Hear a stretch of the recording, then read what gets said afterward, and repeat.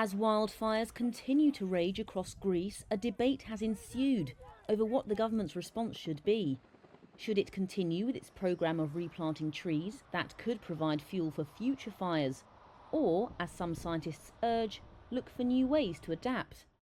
The hilly Attica region surrounding Athens used to be filled with trees, but with wildfires consuming forests each year, these hillsides that were forested just a few years ago have become bald and rocky. Last month, a wildfire halted at a treeless area. It found fresh fuel some miles west, burning wood that led a path towards the city's suburbs.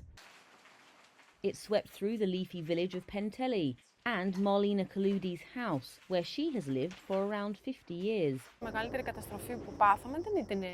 The biggest disaster that happened is not our house. This can be restored in one way or another. It is those trees that were here before us, and we hoped and prayed would continue to be here after us.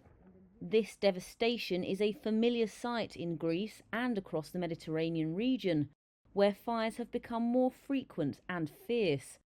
This has been driven by higher temperatures and drier conditions that scientists link to climate change.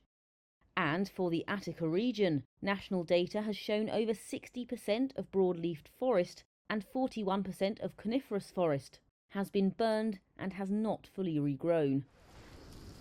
Greece wants its forests back and has started an initiative to plant over 1 million trees in Attica.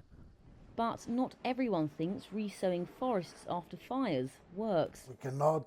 Meteorologist Theodore Giannaros says that the answer is to plant less flammable vegetation, like grass, instead. I would say that we need to seriously focus on how to restore the landscape, but in a way not just planting trees or forests, but in a way that it will be more viable in the future and more resilient towards other natural disasters. For Kaloudi, though, it's an obvious choice. After the last fire, which went on to smother the city's northern suburbs, her neighbours asked her to cut down the remaining trees in her garden.